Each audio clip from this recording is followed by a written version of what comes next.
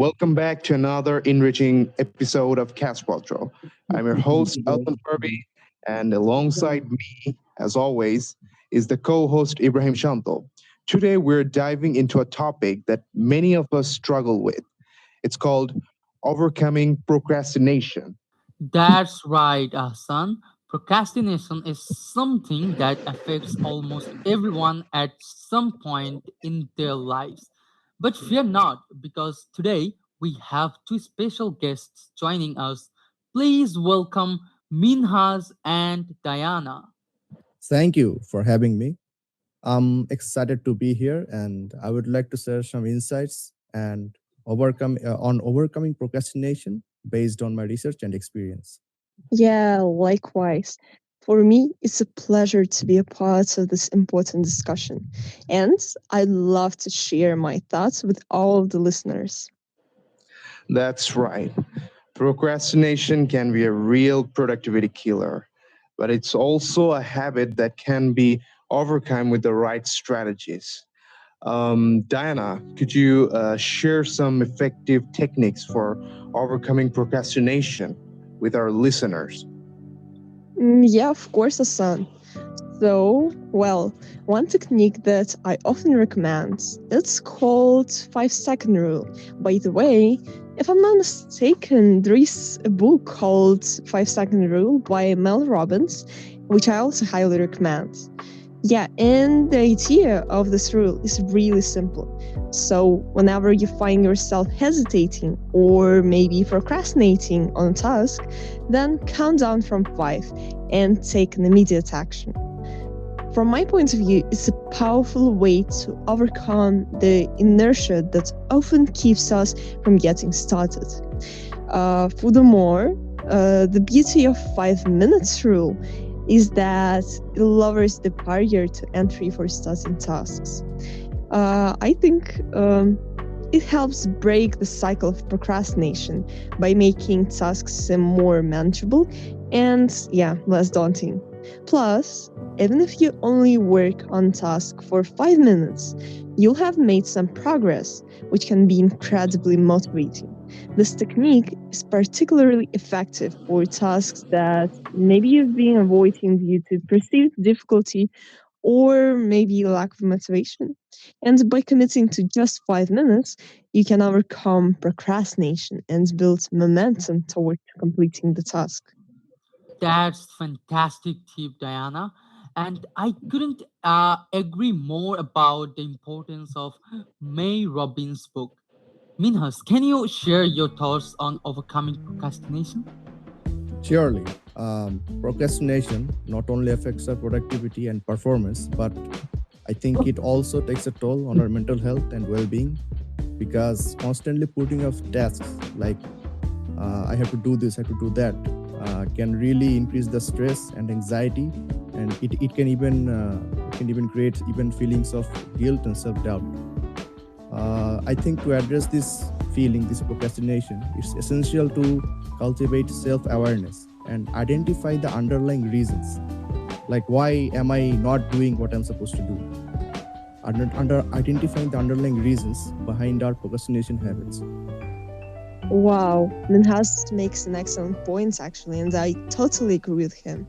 Because understanding why we procrastinate is like the first step towards overcoming it. It could be due to fear of failure, or maybe perfectionism, or just simply feeling overwhelmed by the task.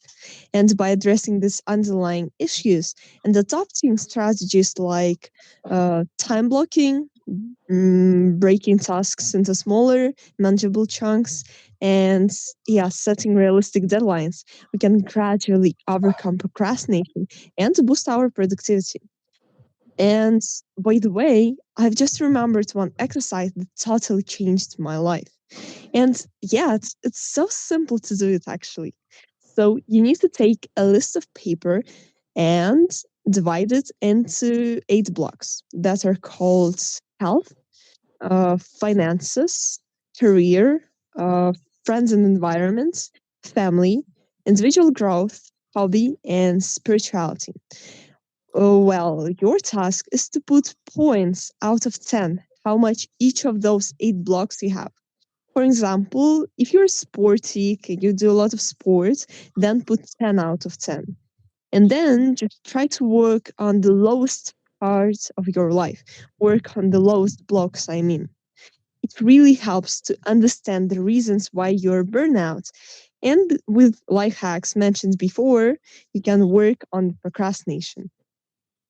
Those are some fantastic insights, Diana and Minhas. Another book I would like to recommend to our listeners is Eat That Frog by Brain Tracy. In this book, Tracy shares practical techniques for beating procrastination and tackling your most important tasks first thing in the morning, which can significantly improve your productivity and overall effectiveness.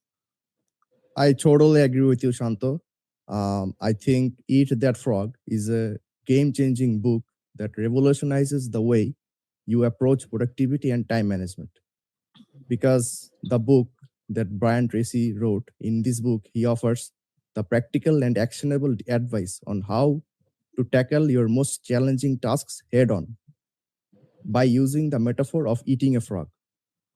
So, the main premise is simple, but yet it is very powerful. If the first thing you do each morning is to eat a live frog, you can go through the day knowing that the worst is behind you. In other words, by tackling your most important tasks early on, you can set yourself up for success throughout the rest of the day.